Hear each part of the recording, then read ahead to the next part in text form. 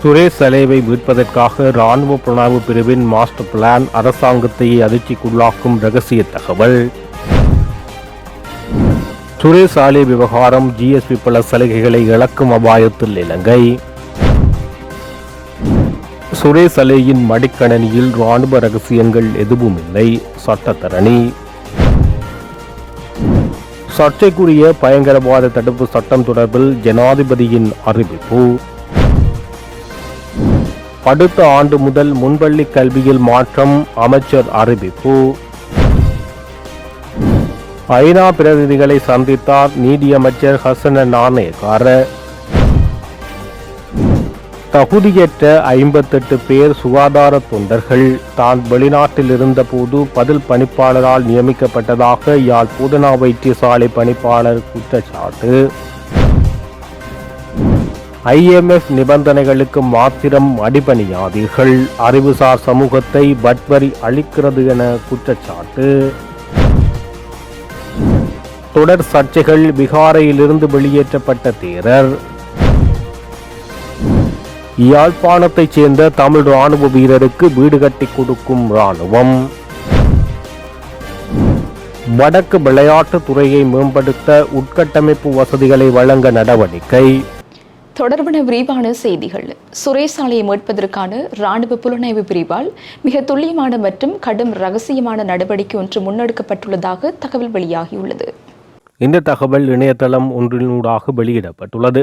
அந்த செய்தியில் குறிப்பிடப்பட்டுள்ள தகவல்களில் இலங்கை இராணுவ புலனாய்வு பிரிவின் அதுவுயர் பாதுகாப்பு வளாகத்தில் உள்ள நபர்களால் ஒமேகா அறை என்று அழைக்கப்படும் கடுமையான கட்டுப்பாடுகள் மற்றும் வசதிகளை கொண்ட இரகசிய பிரிவு ஒன்று அமைந்துள்ளது. இந்த பிரிவானது இராணுவத்தினால் உத்தியோகபூர்வமாக அங்கீகரிக்கப்பட்ட எந்தவொரு பிரிவிலிருந்தும் முற்றிலும் வேறுபட்ட ஒன்றாகும். இதற்குள் தேர்ந்தெடுக்கப்பட்ட ஒரு சிலருக்கு மட்டுமே நுழைய அனுமதி உள்ளதோடு சாதாரண இராணுவ பணியாளர்கள் உள்ளே நுழைவது தடை செய்யப்பட்டுள்ளது. இதன் அன்றாட நடவடிக்கைகளை 3 சிரேஷ்ட அதிகாரிகள் கண்காணித்து வருவதோடு அவர்கள் இராணுவ புலனாய்வு பிரிவின் பணிப்பாளர் நாயகம் மேஜர் ஜெனரல் தீப்தி ஆரியசிங்கவுக்கு மட்டுமே தகவலை வழங்க முடியும். இந்த அறையானது ஸ்ரீலங்கா டெலிகாமின் அதிவேக பைபர் ஒப்டிக் தகவல் தொடர்பு உயர் தொழில்நுட்ப மடிக்கணினிகள் மற்றும் சிக்னல் புலனாய்வு தகவல்கள் மற்றும் சைபர் நடவடிக்கைகளுக்காக பயன்படுத்தப்படும் பிரத்யேக அம்சங்களை கொண்டுள்ளதாக கூறப்படுகிறது.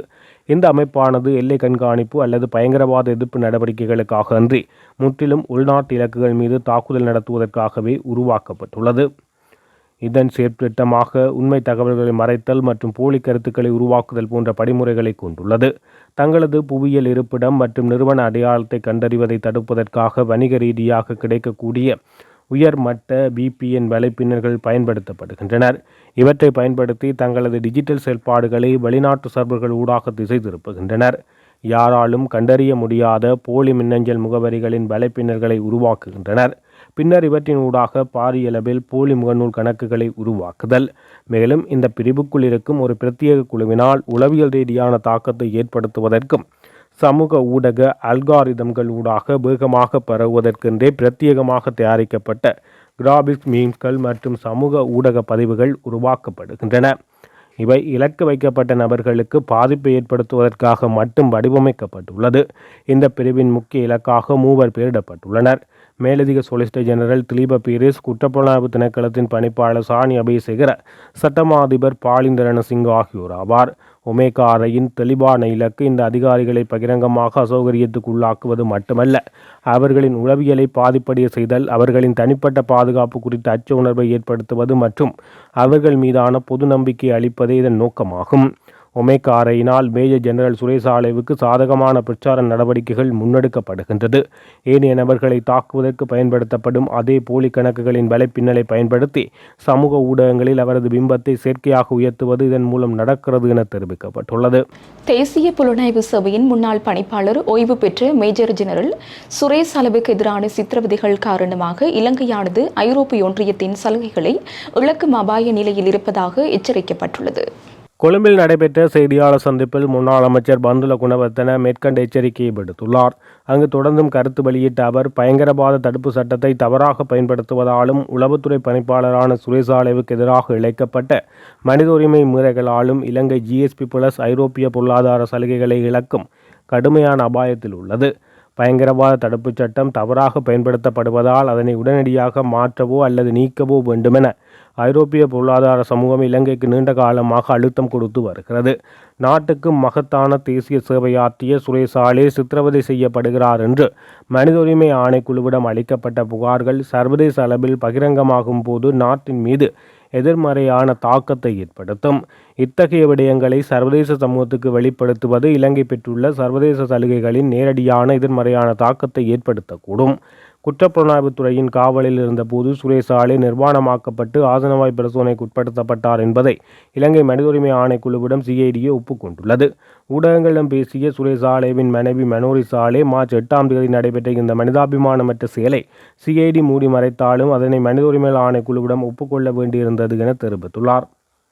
சுரேஷ் சாலே அவரது சிறையிலிருந்து வெளியே இழுத்து நிர்வாணமாக்கி முன்னோக்கி குனிய வைத்து இந்த கொடூர செயலில் ஈடுபட்ட அதிகாரிகளின் பட்டியலையும் சிசிடிவி காட்சிகளையும் சமர்ப்பிக்குமாறு மனித உரிமை ஆணைக்குழு சிஐடிக்கு உத்தரவிட்டுள்ளது. தனக்கு மேற்கொள்ளப்படும் அநீதிக்கு எதிராக சுரேஷ் சாலே தொடர் உண்ணாவிரத போராட்டத்தில் ஈடுபட்டுள்ளார். கொழும்பு தேசிய மருத்துவமனையில் மருத்துவர்கள் தற்போது குழாய் மூலம் திரவ உணவை செலுத்தி அவரது உயிரை காப்பாற்ற முயன்று வருகின்றனர். காற்றோட்ட வசதி மற்றும் 24 மணி நேர மின்விளக்குகள் இல்லாத 6x4 அடி கூண்டில் அவர் அடைக்கப்பட்டிருந்தால் மேலும் முதல் 40 நாட்கள் வெறும் சீமெண்ட் தரையில் உறங்கும்படி கட்டாயப்படுத்தப்பட்டுள்ளார் என தெரிவிக்கப்பட்டுள்ளது. ஐரோப்பிய ஒன்றியத்தின் GSP+ வரிச்சலுகையானது இலங்கை 27 சர்வதேச மனித உரிமை தொழிலாளர் மற்றும் சுற்றுச்சூழல் உடன்படிக்கைகளை நடைமுறையில் செயல்படுத்துவதை பொறுத்தது. சித்திரவதைக்கு எதிரான ஐக்கிய நாடுகள் உடன்படிக்கை 2வது ஷரத்து யாரும் சித்திரவதைக்கோ அல்லது மனிதாபிமானமற்ற இழிவான நடத்தைக்கோ உட்படுத்தப்படக்கூடாது என கூறுகிறது. சிவில் மற்றும் அரசியல் உரிமைகளுக்கான சர்வதேச உடன்படிக்கை 7வது ரத்து சித்திரவதையை தடை செய்கிறது. பயங்கரவாத தடுப்புச் சட்டத்தை சர்வதேச தரங்களுக்கு இணையாக திருத்துவது அல்லது ரத்து செய்வதும் கைதிகள் மீதான சித்திரவதையை முடிவுக்கு கொண்டு வருவதும் GSP+ திட்டத்தை தக்கவைத்து பூர்த்தி செய்ய வேண்டிய முக்கிய நிபந்தனைகளாகும். ஐரோப்பிய ஒன்றிய விதிகளின்படி GSP+ பயனாளி நாடுகளில் நிகழும் கடுமையான மனித உரிமை முறைகளை விசாரிக்க அவர்களிடம் விசேட குழுக்கள் அனுப்பப்படுகிறது. இலங்கையில் PTAயின் தவறான பயன்பாட்டையும் கைதிகள் மீதான சித்திரவதையையும் உடனடியாக நிறுத்த வேண்டும் என கடந்த காலம் முழுவதும் ஐரோப்பிய ஒன்றியம் வலியுறுத்தி வருவதாக தெரிவித்துள்ளார். எனவே ஆடைகளுக்கு உள்ளிட்ட நாட்டின் ஏற்றுமதி துறைக்கு இன்றியமையாத பல மில்லியன் டாலர் மதிப்பிலான GSP+ வரிச்சலுகை இலங்கை இழக்கும் பெரும் அபாயத்தில் உள்ளது என முன்னாள் அமைச்சர் பந்துல குணவர்த்தன தெரிவித்துள்ளார். முன்னாள் தேசிய புலனாய்வு சபையின் முன்னாள் பணிப்பாளர் ஓய்வு பெற்ற மேஜர் ஜெனரல் சுரேஷ் சாலேயின் மடிக்கணினியில் எந்தவித இராணுவ ரகசியங்களும் இல்லை என்று அவரது சட்டத்திரணி தெரிவித்துள்ளார். ஓய்வு பெற்ற மேஜர் ஜெனரல் சுரேஷ் சாலே இராணுவத்திலிருந்து ஓய்வு பெறும் போது தனது மடிக்கணினிகள் மற்றும் கைபேசிகள் உள்ளிட்ட அனைத்து உத்தியோகபூர்வ உடைமைகளையும் இராணுவ தளபதியிடம் முறையாக ஒப்படைத்துள்ளார் என அவரது சட்டத்திரணி சஞ்சீவ வீரவிக்ரம தெரிவித்துள்ளார். 3 ஆண்டுகளுக்கு முன்பு சுரேஷ் சாலே இராணுவத்திலிருந்து விலகிய போது தனது சீருடை, குறிப்பேடுகள், உத்தியோகபூர்வ அறிக்கைகள், பாதுகாப்பாக வழங்கப்பட்ட துப்பாக்கிகள், வாகனங்கள் மற்றும் அனைத்து டிஜிட்டல் சாதனங்களையும் இராணுவ தளபதியிடம் ஒப்படைத்து விட்டார். இது குறித்து குற்றப்புலனாய்வுத்துறை தகவல் அறிய விரும்பினால் அது இராணுவ தளபதியை வரவழைத்து மேற்குறித்த பொருட்களை முறையாக ஒப்படைக்கப்பட்டுள்ளனவா என்பது தொடர்பாக விசாரிக்கலாம். தற்போது நடைபெற்று வரும் எந்தவொரு விசாரணை தொடர்புடைய எந்த உபகரணமும் சுரேஷ் சாலேவிடம் இல்லை. சாலேவிடம் தற்போது 2024 வாங்கப்பட்ட ஒரு HP மடிக்கணினியும் ஒரு iPhone 12 கைபேசியும் மட்டுமே உள்ளது. இவை இந்த விசாரணைக்கு தொடர்புடைய காலத்துக்கு பிறகு வாங்கப்பட்டவையாகும். மேலும் அந்த சாதனங்களின் சலேவுக்கும் அவரது மனைவிக்கும் இடையிலான தனிப்பட்ட உரையாடல்கள் மற்றும் அவரது மகளின் புகைப்படங்கள் போன்ற தனிப்பட்ட தரவுகள் மட்டுமே உள்ளது. இந்த தனிப்பட்ட சாதனங்களின் கடவுச்சொற்களை வழங்க மறுக்கும் முடிவு தனி உரிமை மற்றும் தரவு பாதுகாப்பு உரிமை அடிப்படையில் எடுக்கப்பட்டுள்ளது. ஏதாவது குற்ற செயலுடன் உள்ள தொடர்பை உறுதிப்படுத்தாமல் எந்தவொரு தனிநபரின் தனிப்பட்ட தரவுகளையும் குடும்ப தகவல்களையும் பெறுவதற்கு குற்ற புலனாய்வுத்துறைக்கு சட்டபூர்வ உரிமை இல்லை. அத்தகைய தரவுகளை பெறுவதற்கு அது தொடர்பான தகவல்கள் நீதவான் நீதிமன்றத்தில் தெரிவிக்கப்பட்டு முறையான அனுமதி பெறப்பட வேண்டும்.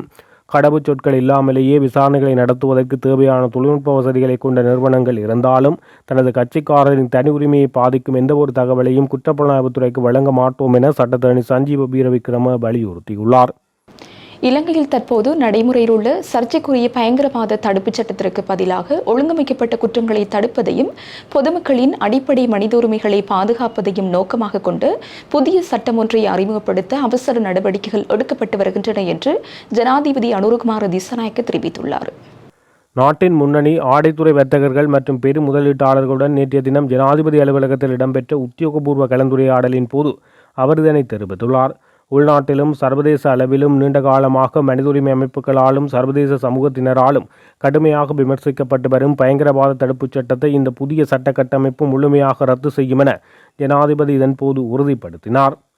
தற்போது நடைமுறையில் உள்ள சட்டத்துக்கு பதிலாக இன்றைய நவீன சமூகத்தின் தேவைகளுக்கு பொருத்தமான வகையில் நாட்டின் பாதுகாப்புக்கு அச்சுறுத்தலாக விளங்கும் ஒழுங்கமைக்கப்பட்ட குற்ற கும்பல்களை ஒடுக்குவதே புதிய சட்டத்தின் முதன்மை நோக்கமாகும் என சுட்டிக்காட்டினார்.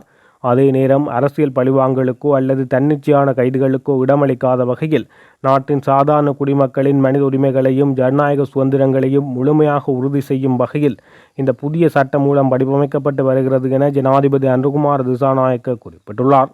போதைப்பொருள் கடத்தல், வன்முறை மற்றும் சட்டவிரோத செயற்பாடுகள் மூலம் சொத்துக்களை சேர்த்ததாக கூறப்படும் நபர்களுக்கு எதிராக நாடளாவிய ரீதியில் விசாரணைகள் தீவிரப்படுத்தப்பட்டுள்ளன. லஞ்ச ஊழல் ஆணைக்குழுவினால் இந்த நடவடிக்கைகள் மேற்கொள்ளப்படுகின்றது. யாழ்ப்பாணம் மற்றும் மட்டக்களப்பு, அம்பாறை மாவட்டங்களில் இவ்வாறான விசாரணைகள் நடைபெறுகிறது. குறிப்பாக யாழ்ப்பாணத்தைச் சேர்ந்த ரஜீவ் என்பவருக்கு சொந்தமான பல கோடி ரூபாய் பெறுமதியான சொத்துக்கள் முடக்கப்பட்டுள்ளது. அதைத் தொடர்ந்து சிவனேசதுரை, சந்திரகாந்தன் மற்றும் இனிய பாரதி ஆகியோரின் சொத்துக்களும் விசாரணையில் உள்ளதாக தெரிவிக்கப்பட்டுள்ளது. யாரேனும் மிரட்டி பணம் பறிக்கப்பட்டிருந்தாலோ அல்லது சொத்துக்கள் அபகரிக்கப்பட்டிருந்தாலோ அருகில் உள்ள போலீஸ் நிலையங்களில் முறைப்பாடு செய்யுமாறு போலீசார் கேட்டுக்கொண்டுள்ளனர். முன்பள்ளி கல்வியானது நாட்டின் பரந்த கல்வி முறையுடன் ஒருங்கிணைக்கப்பட்டு கல்வி அமைச்சின் ஒத்துழைப்புடன் செயல்படுத்தப்பட வேண்டும் என்று மகளிர் மற்றும் சிறுவர் விவகார அமைச்சர் சரோஜா சாவித்ரி போல்ராஜ் தெரிவித்துள்ளார். அத்துடன் இலங்கையின் அனைத்து மாகாணங்களிலும் எதிர்வரும் 2027 ஆண்டு முதல் சீரான முன்பள்ளி கல்வி முறையை அறிமுகப்படுத்துவதற்கான பூர்வாங்க நடவடிக்கைகள் எடுக்கப்பட்டு வருவதாக அவர் சுட்டிக்காட்டினார். ஆரம்பகால சிறுவர் பருவ கல்வி அபிவிருத்தி திட்ட தொடக்க விழாவில் கலந்து கொண்டு உரையாற்றிய போது அமைச்சர் இதனை குறிப்பிட்டார். இலங்கையில் தற்போது முன்பள்ளி கல்வி முறையானது முறையற்ற ஒரு வடிவத்திலேயே இயங்கி வருகிறது. இது இன்னும் உத்தியோகபூர்வ அரசு சேவையாக அங்கீகரிக்கப்படவில்லை. முன்பள்ளி ஆசிரியர்களை நியமிப்பதற்கான தரப்படுத்தப்பட்ட நடைமுறைகளோ அல்லது இந்த துறைசார் செயற்பாடுகளை கண்காணிப்பதற்கான பிரத்யேக அமைச்சோ தற்போது இல்லை. முன்மொழியப்பட்டுள்ள இந்த புதிய சீர்திருத்தங்கள் நாடு முழுவதும் மிகவும் கட்டமைக்கப்பட்ட மற்றும் நிலையான முன்பள்ளி கல்வி முறைமையை உருவாக்குவதை நோக்கமாக கொண்டுள்ளது. இந்த புதிய முன்முயற்சியானது இலங்கையின் ஆரம்பகால சிறுவர் கல்வியை முறைப்படுத்தி அதனை தேசிய கல்வி நீரோட்டத்துடன் இணைப்பதற்கான ஒரு முக்கிய நகர்வாக பார்க்கப்படுகிறது என தெரிவித்துள்ளார்.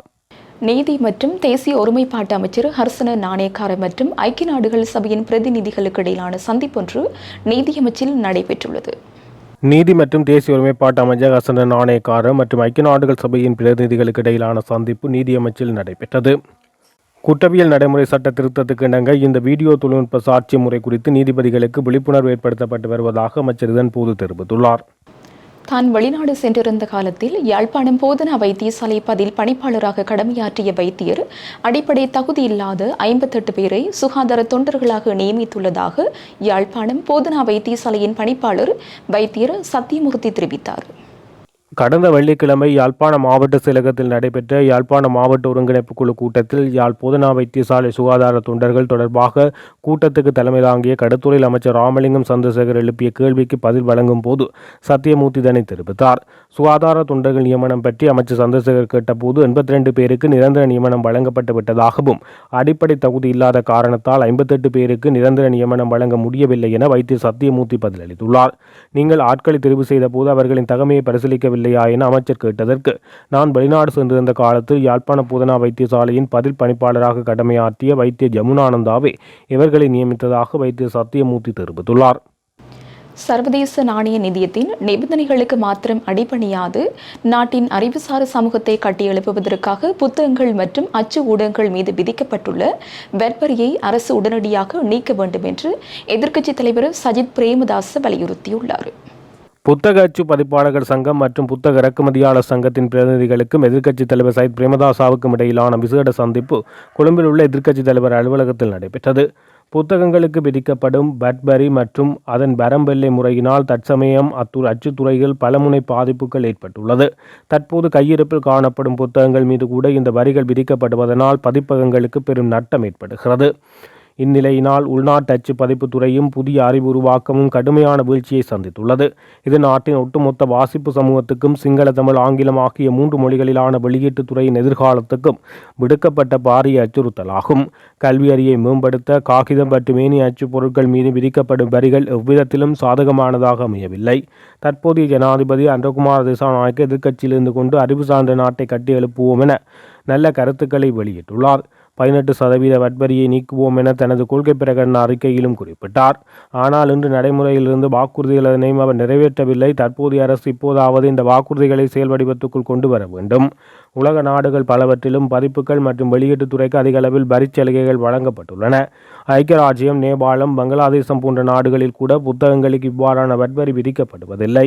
ஆனால் துரதிர்ஷ்டவசமாக நமது நாட்டில் வெளியீட்டுத் துறைக்கென்று பொறுப்பு கூறக்கூடிய ஒரு சரியான அமைச்சு கூட இல்லை. அது சர்வதேச நாணய நிதியம் கூறுவதற்கேற்ப மாத்திரம் நடப்பதற்கு பதிலாக தேசிய நலனை பாதுகாத்து கொண்டு இந்த வெளியீட்டுத் துறை மீதான வரியை நீக்க வேண்டும். இவ்வாறு செய்வதன் மூலம் புத்தகங்கள் விலைகளை குறைத்து பிள்ளைகளின் கல்வியை மேம்படுத்துவதுடன் ஒரு வலுவான அறிவு சார்ந்த பொருளாதாரத்தை நோக்கி நாட்டை நகர்த்த முடியும் என குறிப்பிட்டுள்ளார். ராஜாங்கனே சத்தாரத்ன தேரர் தான் தங்கியிருந்த விகாரை மற்றும் தனது தனிப்பட்ட பொருட்களையும் கைவிட்டு சென்றுள்ளதாக தெரிவிக்கப்படுகிறது. சத்தாரண தேரரை மகாசங்கத்திலிருந்து வெளியேற்றுவதற்கான நடவடிக்கைகளை மகாசங்க சபை எடுத்ததை தொடர்ந்து அடுத்த கட்ட நடவடிக்கையாக இந்த முடிவை அவர் மேற்கொண்டுள்ளார். விகாரை விட்டு வெளியேறுவதற்கு முன்பு சத்தாரண தேரர் தனது ஆதரவாளர்களை விகாரை கலைத்து தான் விகாரையிலிருந்து வெளியேற்றப் போகும் விடயம் குறித்து தெரிவித்துள்ளார். அதன் பின்னர் தனது தனிப்பட்ட உடைமைகள் உள்ளிட்ட அனைத்தையும் அப்படியே விட்டுவிட்டு அங்கிருந்தவர் வெளியேறி புறப்பட்டு சென்றுள்ளதாக தெரிய வந்துள்ளது. தற்போதைய அரசாங்கம் பொதுமக்களுக்கு அளித்த வாக்குறுதிகளில் மாறு செய்தமை உள்ளிட்ட பல்வேறு விடயங்கள் குறித்து ஜனாதிபதி உள்ளிட்ட முக்கிய அரசியல்வாதிகளுக்கு எதிராக சர்ச்சைக்குரிய முறையில் சாதாரண தேரர் கருத்து வெளியிட்டு வந்திருந்தமை குறிப்பிடத்தக்கது. இவ்வாறான பின்னணியில் முதலில் மகாசங்கத்திலிருந்தும் தற்போதான் தங்கியிருந்த விகாரையை விட்டும் அவர் வெளியேற்றப்பட்டுள்ளார். யாழ்ப்பாணத்தைச் சேர்ந்த இராணுவ வீரருக்கு இராணுவத்தினரால் 1.5 மில்லியன் ரூபாய் செலவில் வீடொன்று அமைத்துக் கொடுப்பதற்கான அடிக்கல் நாட்டும் நிகழ்வு இன்றைய தினம் நடைபெற்றது. புத்தூர் பகுதியைச் சேர்ந்த லான்ஸ் கோப்ரல் MM ராஜா என்னும் இராணுவ வீரருக்கு இராணுவத்தினரின் சேவா வனிதா திட்டத்தினூடாக 1.5 மில்லியன் ரூபாய் பெறுமதியில் கட்டப்படும் இந்த வீடானது எதிர்வரும் ஜூலை மாதம் 25ஆம் தேதி கட்டி முடித்து கையளிக்க திட்டமிடப்பட்டுள்ளது. வீட்டுக்கான அடிக்கலினை இராணுவ தளபதி லெப்டினன்ட் ஜெனரல் லசந்த டொட்டாரிக்கோ நாட்டி வைத்தார். இந்த நிகழ்வில் சர்வமத தலைவர்கள், யாழ் மாவட்ட செயலாளர், யாழ் மாவட்ட கட்டளை தளபதி, கோப்பாய் பிரதேச செயலாளர், இராணுவ தளபதிகள், போலீசார், பொதுமக்கள் கலந்து கொண்டனர். இத்துடன் ஜெஃப்னா மதிய நேர பிரதான செய்திகள் நிறைவடைகின்றன. மேலதிக செய்திகளை அறிந்து கொள்ள www.jeffnaclery.lk என்ற இணையதளத்தின் ஊடாக இணைந்து கொள்ளுங்கள்.